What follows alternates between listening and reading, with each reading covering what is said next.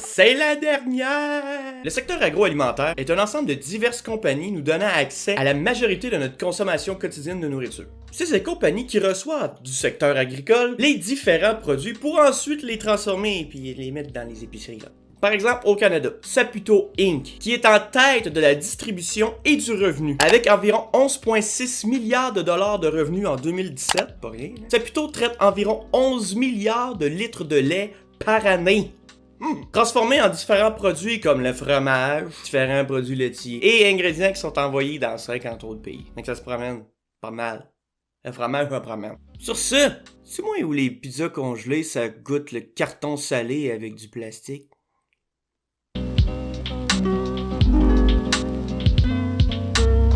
Bon, on le sait maintenant, dans l'univers agroalimentaire, il y a beaucoup de transformations qui se fait sur beaucoup de produits, puis même certains deviennent très dénaturés. Oui, on s'en fout, c'est moins cher puis bon dans la gueule. Oui, c'est moins cher, mais dire que c'est plus bon...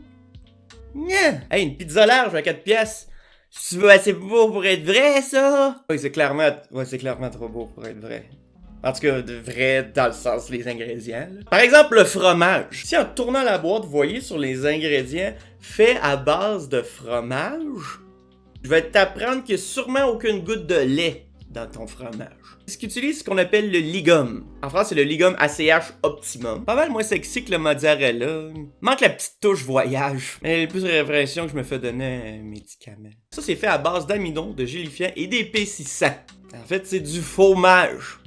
Good job en passant à l'industrie pour le jeu de mots. Fromage.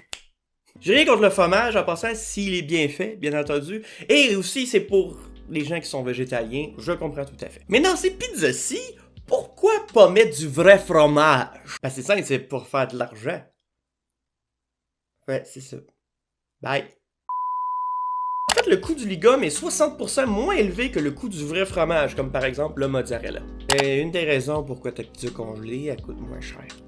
Personnellement, je crois pas que le vrai problème ce soit dans le fait qu'ils créent un autre fromage, mais plutôt dans la façon subtile qu'ils vont vendre le produit en utilisant l'expression à base de fromage. Toutes les grandes compagnies utilisent des stratégies de langage pour modifier la perception qu'on a du produit. D'ailleurs, c'est pas nouveau. Juste à passer à une époque où Subway faisait la promotion de leur sandwich par Jared, qui avait perdu énormément de poids en incluant au moins un sandwich par jour du Subway dans sa diète. Il disait pas c'est qu'il mangeait toujours le même 6 pouces avec juste du vin, un légume. Ça, c'est que ça donnait la perception aux gens que oui, c'est possible de perdre du poids en mangeant seulement que du Subway. Fait que là, t'arrivais, tu commandais un 12 pouces BLT avec une liqueur et des chips.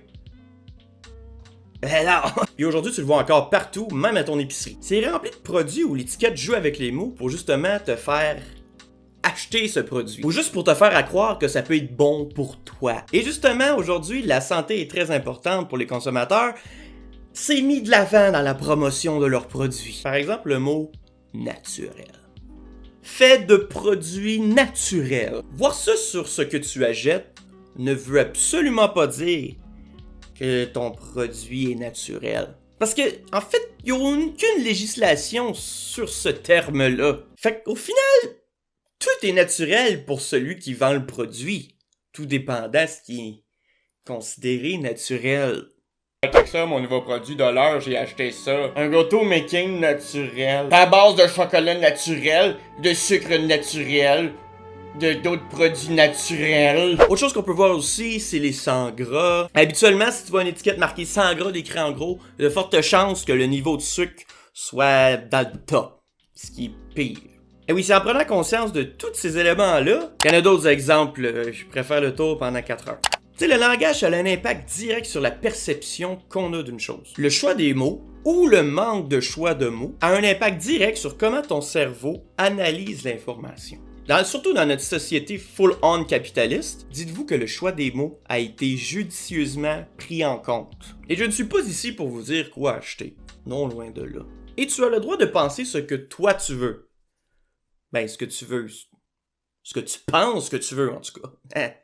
9 épisodes plus tard, merci à tout le monde pour cette belle aventure informative. J'en ai appris beaucoup sur beaucoup de sujets et sur moi-même.